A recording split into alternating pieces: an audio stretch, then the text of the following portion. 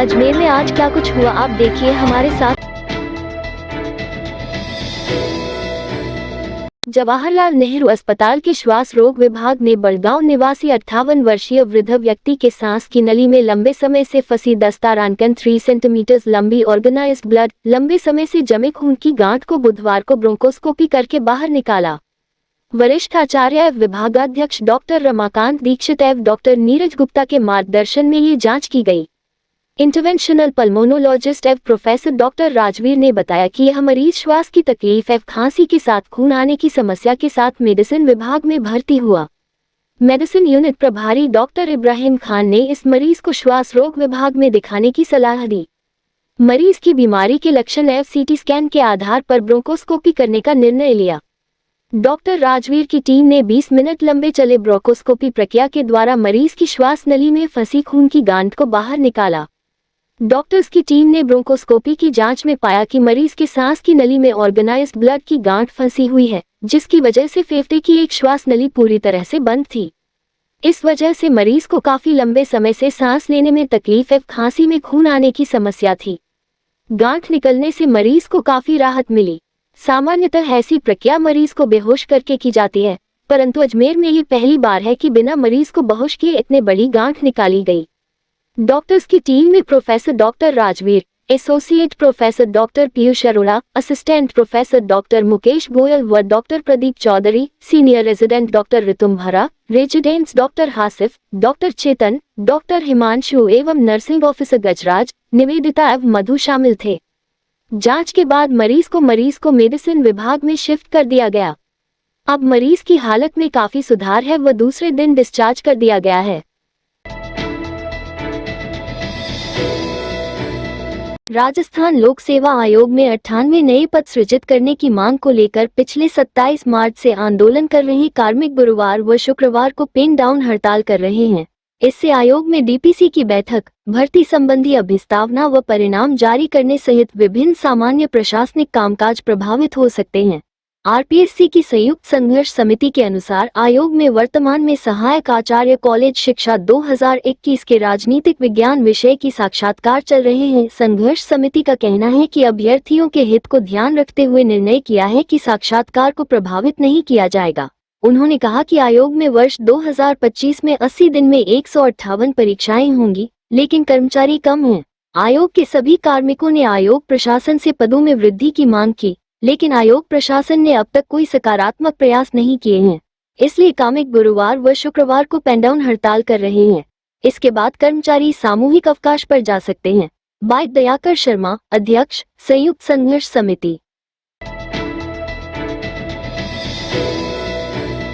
नगर निगम ने supreme court के आदेशों की अनुपालना में आना सागर की वेटलैंड में 5 करोड़ रुपए की लागत से बने फूड कोर्ट पूरा ध्वस्त कर दिया है।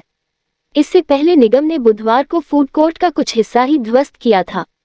नगर निगम का लवाजमा अतिरिक्त मुख्य अभियंता प्रेमशंकर शर्मा के नेतृत्व में लवकुश उद्यान में बने फूड कोर्ट को पॉकलेन, जेसीबी, हैमर से ध्वस्त करने का काम कर रहा था। निगम अधिकारियों के अनुसार इस पूरे स्ट्रक्चर को ध्वस्त कर दिया गया है। इस बिल्डिंग को गिराने से पहले फूड कोर्ट में लगे बड़े पेड़ पौधे जेसीबी की सहायता से जड़ सहित निकाले लिया गया था। निगम अभियंताओं के अनुसार 2 दिन में इस पूरी बिल्डिंग को गिरा दिया गया है। ज्ञात रहे कि सुप्रीम कोर्ट ने 17 मार्च को आना सागर वेटलैंड मामले में हुई सुनवाई के बाद फूड कोर्ट की बिल्डिंग को ध्वस्त कर 7 अप्रैल तक रिपोर्ट प्रस्तुत करने के आदेश दिए थे।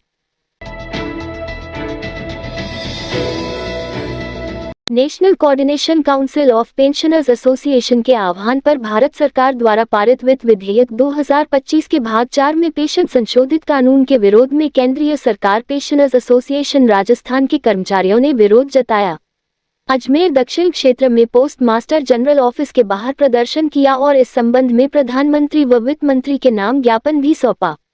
केंद्रीय सरकार पेंशनर्स एसोसिएशन राजस्थान के कर्मचारियों का कहना है कि समान पेंशन भोगियों का वर्गीकरण करने का कोई भी प्रयास कृत्रिम कट ऑफ तिथि द्वारा और इस प्रकार पेंशन भोगियों के एक वर्ग को लाभ से वंचित करना संविधान के अनुच्छेद 14 का उल्लंघन है, जिसमें पेंशनर्स एक्ट लागू होने से पूर्व के पेंशनर्स व एक्ट लागू होने के बाद के पेंशनर्स 2 भागों में बांट दिया है, जबकि संविधान में ऐसा कोई प्रोविजन नहीं है।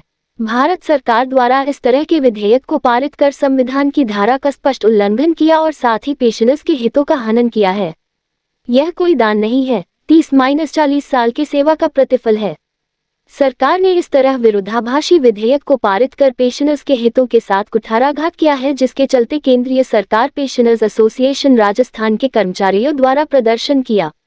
कर्मचारियों ने चेतावनी देते हुए कहा कि यदि उनकी मांगें पूरी नहीं होती है तो राष्ट्रीय स्तर पर आंदोलन करेंगे, जिसकी जिम्मेदारी प्रशासन की होगी।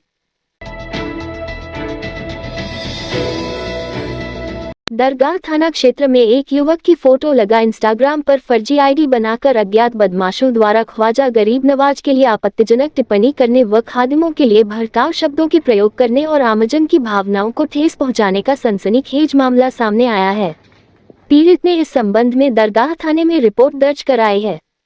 थाना प्रभारी दिनेश जीवनानी ने बताया कि मामले में परिवादी तारागढ़ निवासी सैयद सज्जाद हुसैन है, जिसने रिपोर्ट में बताया कि किसी अज्ञात व्यक्ति ने उसके नाम लिख व उसकी फोटो लगाकर इंस्टाग्राम पर एक फर्जी आईडी बनाई है, जिसमें आरोपी ने ख्वाजा गरीब नवाज के लिए अपशब्दों का प्रयोग किया है। साथ ही खादिमों के लिए भी अपशब्द बोलते हुए भड़काऊ शब्दों का प्रयोग किया गया है, जिससे उसकी धार्मिक भावनाओं को भी ठेस पहुंची है। उसने मामले के आरोपी को तुरंत गिरफ्तार करने व कानूनी कार्रवाई करने की मांग की है। फिलहाल पुलिस ने आईटी एक्ट की धाराओं के तहत प्रकरण दर्ज कर लिया है।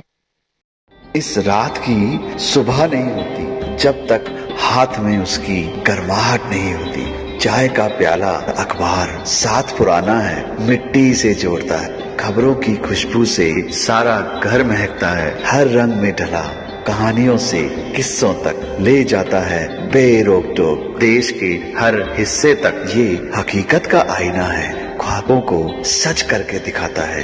दैनिक नवज्योति, आपके लिए, आपके साथ। ये थे आज के मुख्य समाचार। विस्तार से जानने के लिए पढ़ते रहिए दैनिक नवज्योति। दैनिक नवज्योति के YouTube चैनल को सब्सक्राइब करें और ताज़ा अपडेट के लिए बेल आइकॉन दबाएं।